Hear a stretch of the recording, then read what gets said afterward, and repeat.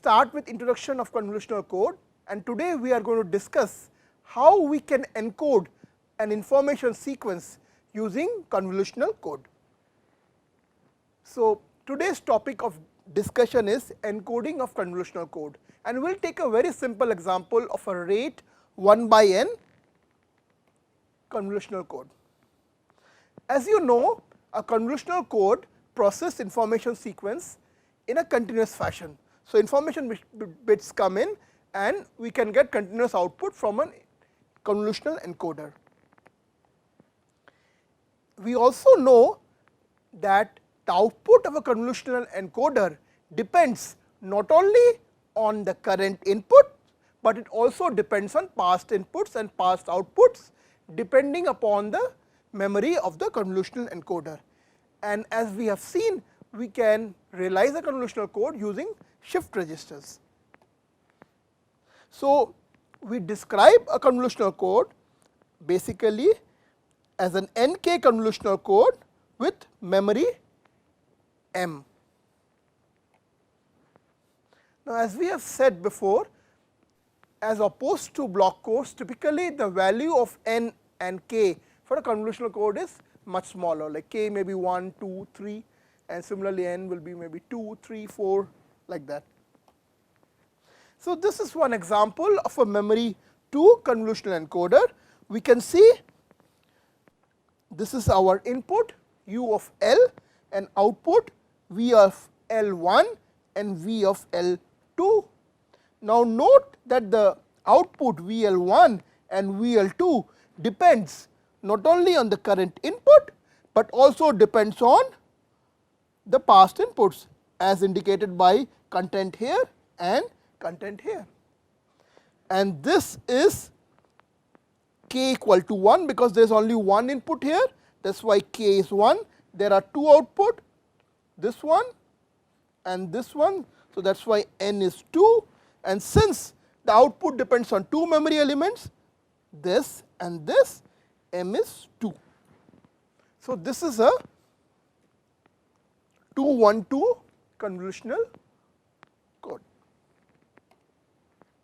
So, as we said, the input is u of l and the output is v of L1 and v of L2. And how is v of L1 and v of L2 depend on UL and the past values? This is given by the interconnection. So, we can see for VL1 it depends on input UL as given by this, and it depends on UL minus 2 as given by this link. So, VL1 is given by UL and UL minus 2. So, it depends on the current input and the input which was there 2 time instance earlier. Similarly, VL12 depends on UL as given by this interconnection, UL minus 1 as given by this interconnection, and UL minus 2 as given by this interconnection. So, this is our VL2. So, these are the two outputs and this is how they are related to the input. So, we can see that whether a particular input appears in the output, that is basically given by these interconnections. These interconnections tells us whether that particular bit is taking part in the output or not. So, if we denote by nu I the length of the ith shift register in a convolution encoder, then we define the memory order as the maximum length of the shift register among the k shift registers used to represent the convolutional encoder. And this parameter m is also known as memory order of the convolutional code. As we know, this ratio of information bits to coded bits k by n is known as code rate, which we denote by capital R, and the overall constraint length is defined as sum of length of all the k shift registers, that is the overall constraint length. Now, we are going to show how we can encode a convolutional or information sequence using a rate 1 by n convolutional encoder. So, since it is a rate 1 by n convolutional code, so k is 1, n number of coded bits is n. So, there is one input coming in and there are n outputs, and the maximum length of this one shift register used to represent this rate 1 by n code is m. So, this shift register has m memory elements.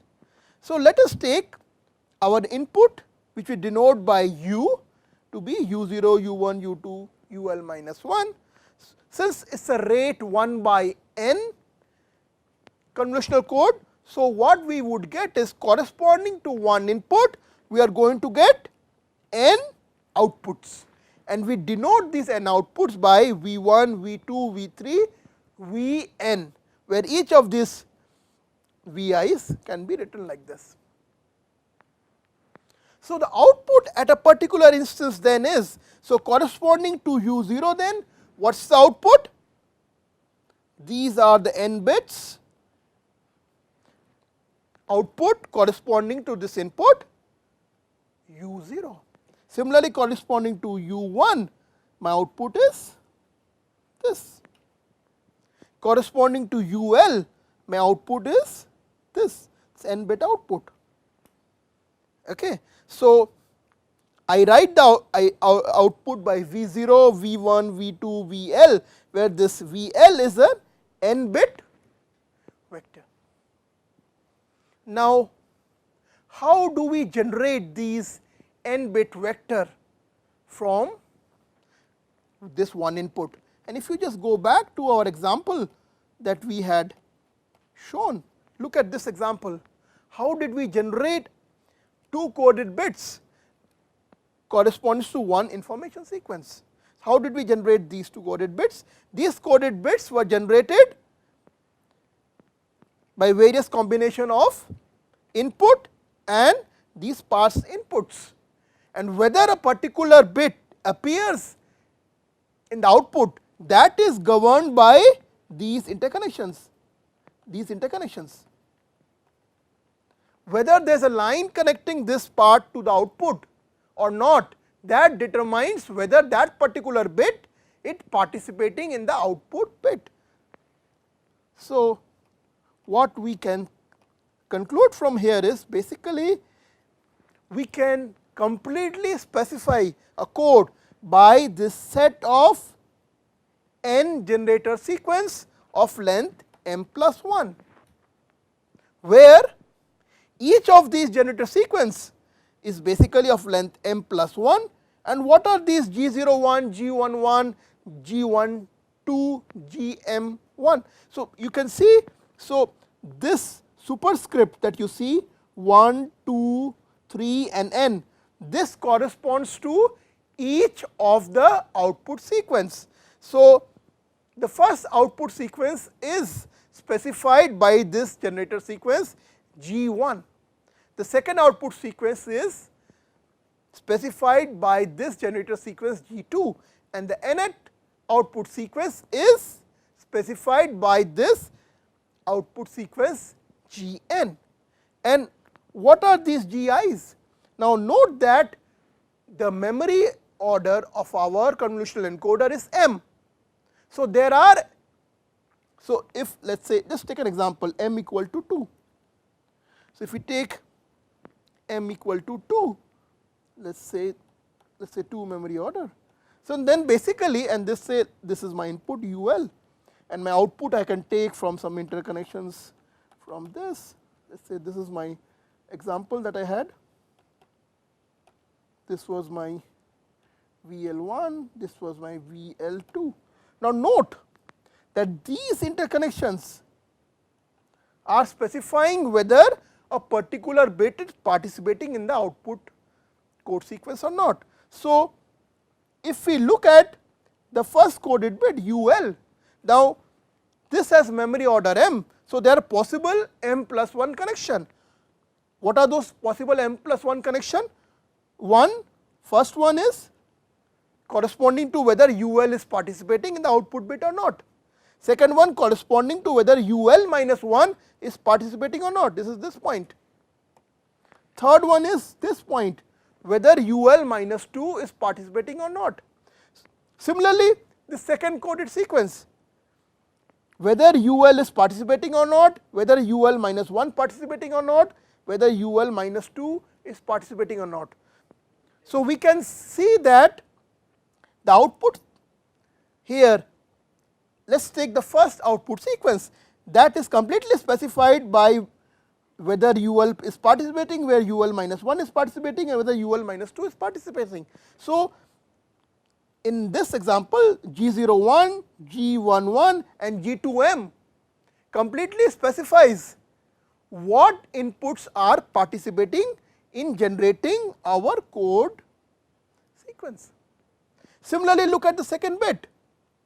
Here also these M plus 1 connections will completely specify whether a particular bit or the pass bits are taking part in the output coded bit. So, you can see if you have a rate 1 by n code whose memory is M, then we can completely specify that code using a set of n generator sequence, where each of these n generator sequence correspond to one of the output sequence, and each of the generator sequence is of length m plus 1, specifying the interconnections of UL, UL minus 1, UL minus 2 up to UL minus m.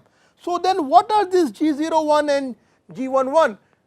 If G01 and G11 are either 1 or 0, 1 means they are participating, 0 means it does not participate. For example, in this example, what is G11? Is UL participating in the output sequence of VL? Yes, it is. So, then G01 will be 1. Is UL minus 1 participating in the output sequence VL? No. So, then this will be 0. What about UL minus 2? It is participating in the output sequence. So, it will be 1. So, G1 is 1 0 1. Similarly, G2 will be 1 1 1, because UL minus 1 and UL minus 2, they are all participating in the output coded sequence. Okay. So, if I specify these generator sequence, then my convolutional code is completely specified. And what is my output then? My output is nothing but it is a discrete convolution of the information sequence with this generator sequence.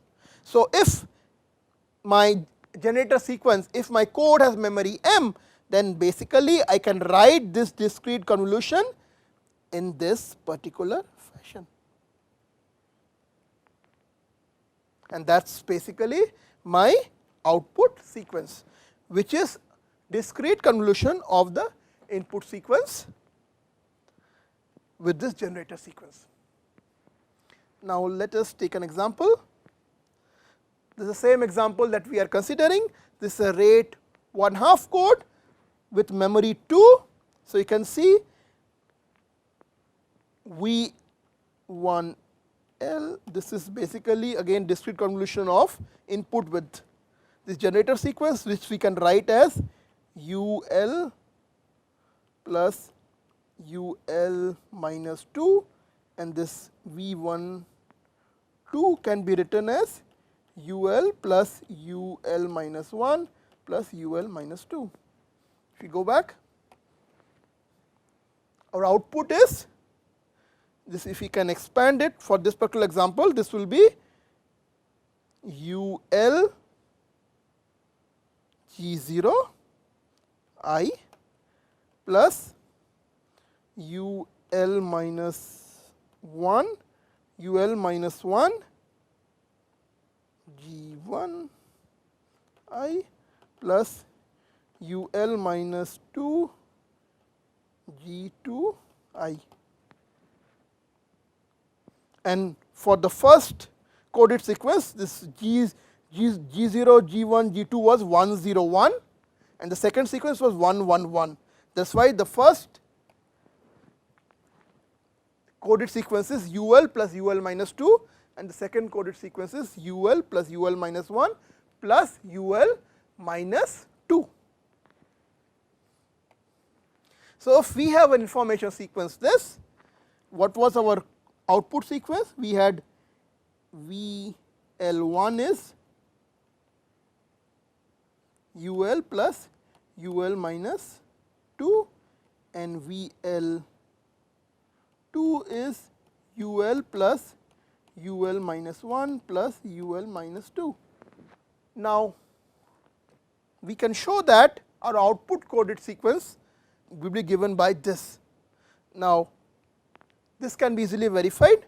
So, let us say what was our output coded sequence? VL was UL plus UL minus 2 and VL2 is UL plus UL minus 1 plus UL minus 2. Now, note when the first input UL, which is 1, comes, what is the output? Now, to specify the output, we need to specify what were the initial contents of UL minus 1 and UL minus 2. So, initially we will assume that the convolutional encoder was in all 0 state. Now, what do we mean by all 0 state? So, we are assuming that initially the contents of the shift registers were all 0. In other words, UL minus 2 and UL minus 1, they were both 0. Okay. Now, if both were 0 initially and if UL is 1, what will be VL1? This is 1 plus 0, which is 1. So, you can see this is 1. And what is VL2? This is 1 plus 0 plus 0. So, that is also 1. Next, what happens? Next, if you go back, this 1 which was here, when you apply a clock, this 1 moves here and a new bit comes here. So, now in the next time instance, UL minus 1 becomes 1, and what is UL minus 2? Since UL minus 1 initially was 0, so this 0 will come here. So, the new contents of the shift register will be now 1 and 0. So, what we have is now UL minus 1 is 1 and UL minus 2 is 0. Now, the next input is 0. So, next input is 0. So, what is the next output? This is 0 and UL minus 2 is 0. So, this will be 0. You can see this is 0. What about this? Now, UL is 0, UL minus 1 is 1 and UL minus 2 is 0. So, 0 plus 1 plus 0, that will be 1, and that is given by this. Okay. Next, what happens? Again, go back to this diagram. You had an input 0 here. So, now this 0 will move here and you had a 1 here. So, this 1 will move here. So, the new contents of the shift register will be 0 and 1. Okay. If that happens, then next input is 1. So, if this is 1, what is UL minus 2? UL minus 2 was 1. So, 1 plus 1, that is 0, and UL is 1, UL minus 2 is 1 and UL minus 1 is 0. So, 1 plus 0 plus 1, that is 0. So, like that you can basically write down the output coded sequence. So, then what is my final output? So, corresponding to this 1, then what is my coded sequence? That is given by this. Corresponding to this 0, my coded sequence is given by this. Okay. So, then I can write my final output as, so corresponding to input 1, I get 1 1, that is given by this. Corresponding to 0, I get 0 1, that is given by this. Corresponding to 1, I get 0 0, that is given by this.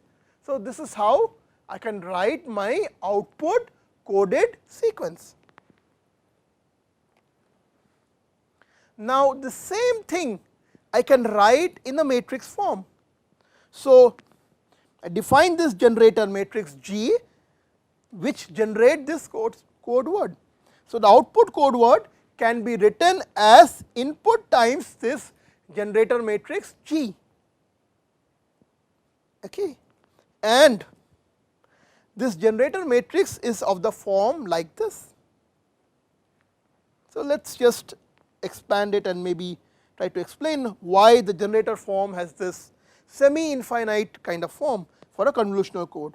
So, let us say U is U0, U1, U2, continuing set of sequence like this, right. Now, what is your output sequence? Output sequence, so initially what happens? If you go back to this diagram, initially you are assuming that the encoder is in all 0 state, correct. So, what will be the first output that you will get here? That is nothing but U0 times G0. What is G0?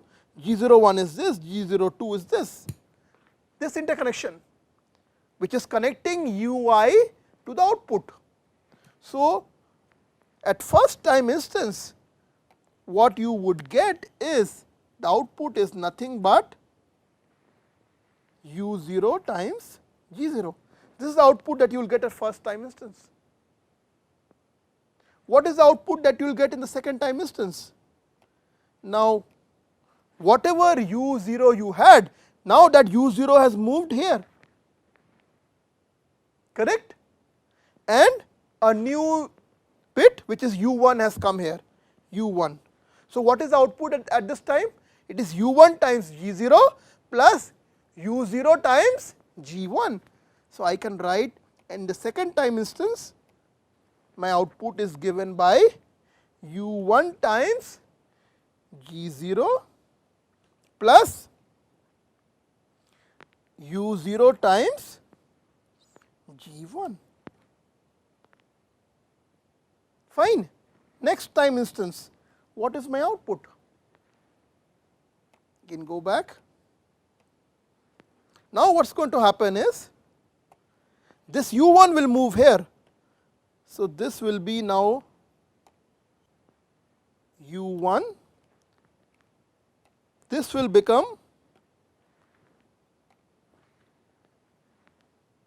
U2 and this will become U0.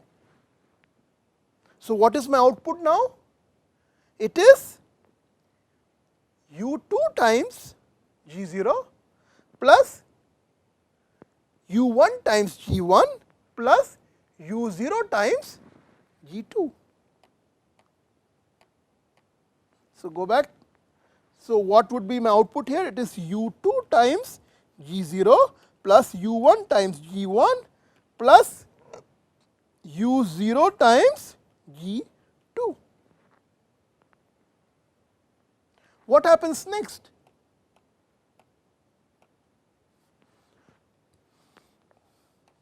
This U0 moves out. Here what we will get is U1. This will be U1. What about this? This will become U2. So, this is U2 and this will become U3. So, this is U3. So, what will be the output now? It is U3 times G0 plus U2 times G1 plus U1 times G2, and U0 does not appear because the memory order of this code was 2. So, what is the output in this case, third instance? This will be U3 times G0 plus U2 times G1 plus U1 times G2. Now, if we write the same thing in a matrix form, so what is V? V is basically V at time 0, time 1, time 2, if we write this in this particular form, is equal to U times this matrix G. Now, you compare this equation with this equation. So, at first time instance our output is U0 G0. So, that is what. So, this is U0 times G0. So, this is G0. Second instance, what is my output? My output is U0 times G1, this term. U0 times G1 is this term, and then G0 times U1, which is this term. So, the second entry of this generator matrix is this. Okay. Now, what is this third entry here? You can see U0 times G2. So, U0 times this is G2 plus U1 times G1, that is this. So, this is G1, and then this is U2 times G0. So, you can see. Then further, if we look at this, what we get here is, so U0 times 0 will get here, and then we will get U1 times G2, U3 times, so this will be like 0 and G2, G1, G0. So in this case the memory order was M, that is why we are getting like this. So you can see here our generator matrix is of the form of semi-infinite form, where basically our G is something like this. So, as we have G0 to Gm, now this becomes 0, now this is new G0 and this is Gm, and then this is 0 0, this is G0. So, it is like in this way diagonally my generator sequence is moving, and that is what I have written here. So, if I try to write it in the form of generator matrix, then I can, my generator matrix in this case is a semi-infinite form, and through this example for a memory 2 code, we showed that this basically G is of the form like this. Okay. And where each of these G0s are basically these will represent what are these n bit output. So, let us continue with the example that we are considering so far. So, we are continuing with our rate 1/2 code whose memory order is 2, and we know our generator sequence for the first code sequence is given by 101, because my output VL is UL plus UL minus 2. Similarly, the generator sequence for the second code word is given by 11. Okay. Then can I write basically what is my G0, G1 and G2. So, G0 is given by, now there are two outputs. So, G0 will have two terms, the first term corresponding to the first coded sequence. So, here this is 1, and what about the second coded sequence, that is 1. So, G0 is 1 1, G1 is, this is 0, so this is 0 and this is 1. So, G1 is 0 1, and what about G2? G2 is, this is 1 and this is 1. So, G2 is 1 1. So, I can then write my generator matrix, which is of the form, G is of the form G0, G1, G2, and the rest all of these are basically 0. These are 0, these are all 0. This is G0, G1, G2, and then these are all 0. So, what is G0? G0 is 1 1, so that is what I have written here. G1 is 0 1, that is what I have written here, and G2 is 1 1. Rest all these entries are 0. Similarly, this is 0 0, and then I have G0, G1, G2, and then these are all zeros. Okay. So, this is how I can write a generator matrix. Now, let us verify our coded sequence that we calculated in the last time. Coded sequence corresponding to this information sequence was given by this. This was our coded sequence corresponding to this information sequence.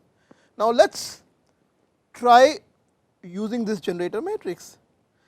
So, if we use the generator matrix, then our first input is 1. So, 1 times G0, that is this. the next is input is 0. So 1 times this plus 0 times 1 1, that will be 0 1. Next 1 0 1, so 1 times 1 1, 0 times this, 1 time this, so that is 0 0. So we can see basically we are getting the same output sequence. We can just verify 1 1 0 1 0 0, 1 1 0 1 0 0. So we are getting the same output sequence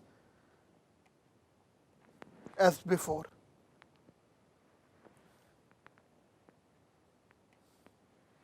Now we are going to give you a polynomial representation of this generator sequence, which is very convenient in case of convolutional codes.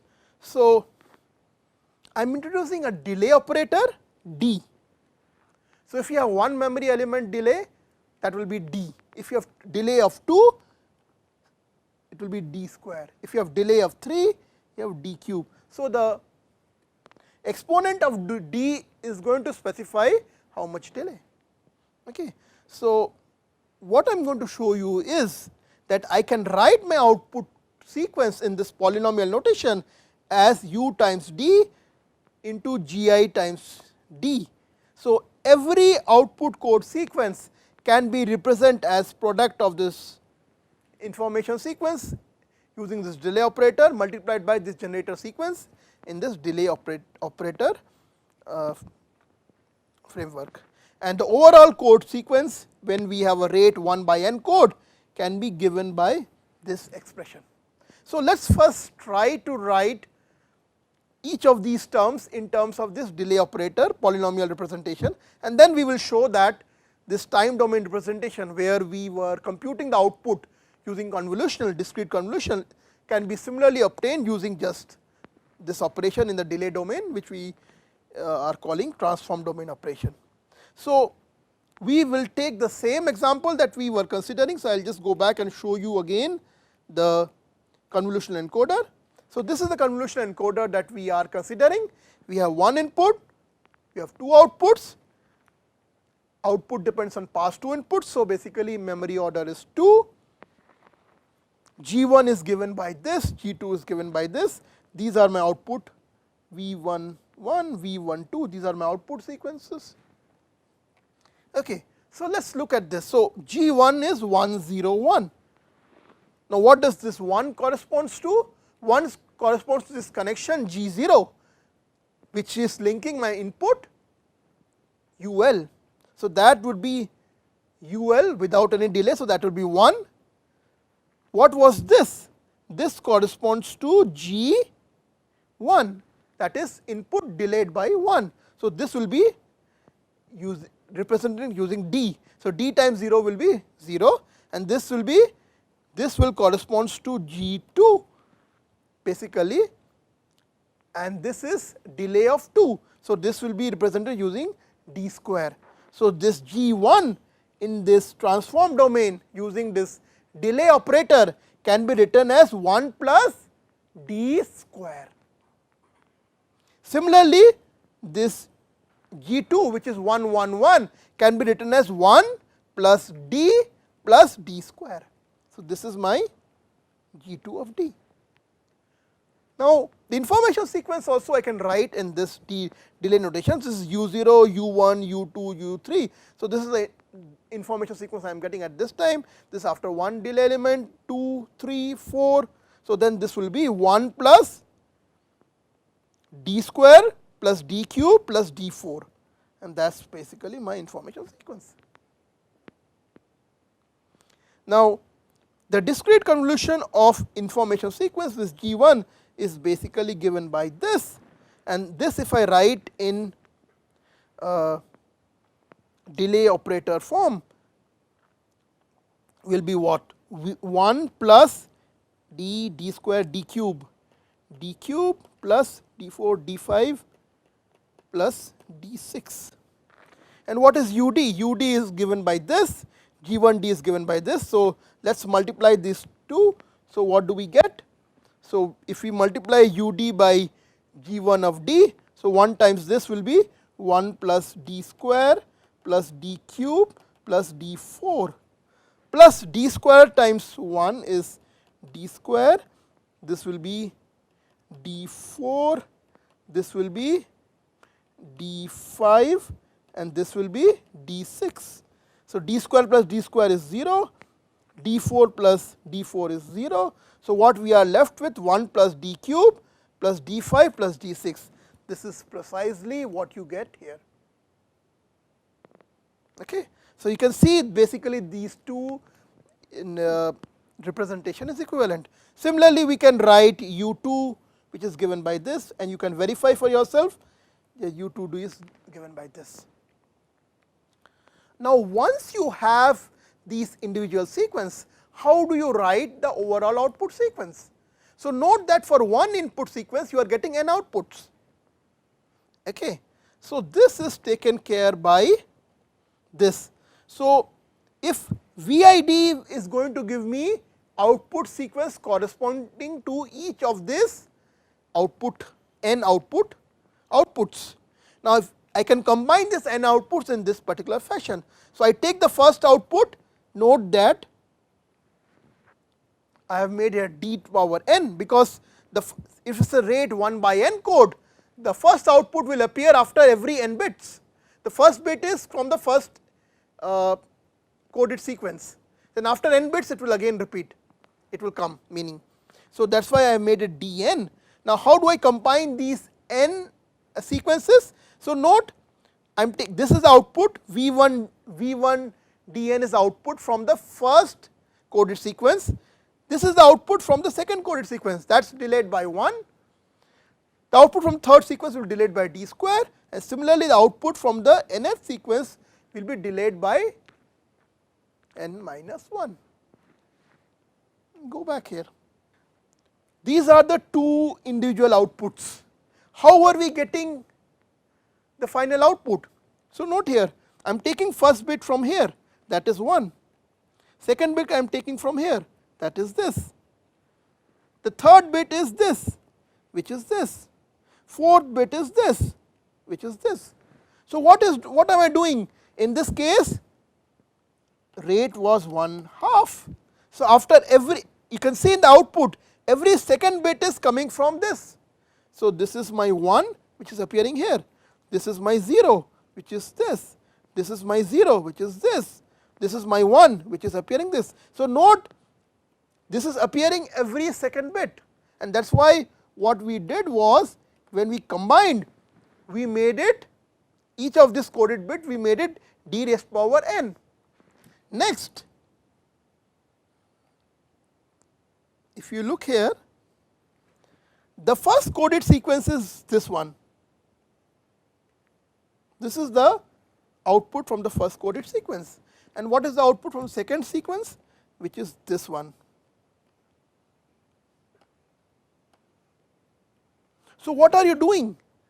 When you are combining these output sequence, which is V1 and V2, so you are taking V1 like as it is, only thing is it is spread out after every second bit, and V2 is delayed by 1, and it is also spread out. This is 1, this 1 is appearing here, this 0 is appearing here, this 0 is appearing here. So, every second bit is also from this encoded sequence, and note that this is delayed by 1 corresponding to V1. So, that is what we are doing here. If you combine this, consider this combined output sequence, there are n coded sequence V1, V2, V3, Vn. Now, first sequence we just take V1 d to power n, second is V2 d to power n, third is V3 d to power n, and then each one of them are delayed by 1. So, this is no delay, this is delay of 1, delay of 2, and this is delay of n minus 1. So, overall code sequence will be given by this expression. So, I hope I made it clear why this is d raised to power n and why each of the parity bits are delayed by 1 power, like d, d square, d cube, d n minus 1. So, following this, basically we can also write our encoding sequence in this particular form, where output sequence is given by u dn times gd, where gd is, this is a generator sequence for the first coded sequence, the generator sequence from the second delayed by 1, generator sequence of the third delayed by 2, generator sequence of the n delayed by dn. So, the overall encoding sequence can be equivalently written like this. And we can again go back to the same example. Our output sequence in a time domain was given by this, and if we follow the same procedure, V of d should be u of d square times gd, where gd is g1 d square plus d g2 d square. So, u d square is, what is ud? What is ud? Go back to the example. ud is 1 plus d square plus d cube plus d4. So, this is ud is 1 plus d square plus d cube plus d4. So, ud square will be 1 plus d4 plus d6 plus d8. So, that is what we have written here. Okay. And what is gd? gd is g of 1 d square plus d times g2 of d square. And what is g1 d and g2 d? g1 d is 1 plus d square, and this was 1 plus d square. So, g1 d square will be 1 plus d4, and this will be, so this will be 1 plus d4, 1 plus d4, and g2d will be g2 d square. This is, so this term is given by this. Let me, I hope this is clear. So, g1d is given by this. What we are interested is g1 d square. So, g1 d square will be given by this expression, and we are interested in g2 d square. So, this will be given by 1 plus d square plus d4. Now, what is our overall gd? This is given by g1 d square plus d times g2 d square. So, then this will be g1 d square is 1 plus d4 plus d times this. Okay. So, this can be written as 1 plus d4 plus d cube plus d5. So, this is 1 plus d, this is 1, d cube, d4, d5, d5. Okay. So, this is our g of d. Now, if we multiply all of them, what we get is this, and we can write this. What is 1? 1 is 1, d is this, d square is 0, d cube is 1, d4 is 0, d5 is 0, d6 is 1, d7 is 0, d8 0, d9 1, d10 1, d11 0, d12 1, d13 1. So, this is our output sequence. Now, compare with this, what we got in time domain: 1 1 1 1, 0 1 0 1, 0 0 0 0, 1 0 1 0, 0 1 0 1. So, you can see basically we are getting the same sequence: 1 0 1 0, 1 1 1 1, and rest are all zeros. Here also we are getting all zeros. So, the point to take is these generator sequence that we wrote using this time domain representation, we can similarly represent them using this display domain representation, and it is lot more convenient to write it in this particular notation, because then the output sequence is just product of the input sequence and this generator sequence in this domain. So, with this I am going to conclude this lecture. I just want to make another point, that these generator matrix that we saw, for example, this g1 of d, which we wrote as 1 0 1, and g2 of d, which is 1 1 1, it is typically represented using octal notation. So, in many books, when they will describe the convolutional encoder for this, they will write it as 5-7 code, because octal notation of this is 5 and octal notation of this is 7. So, in many places they will say it is a rate 1/2 5-7 code, and what it means is they are specifying the generator sequence using this octal notation. Thank you.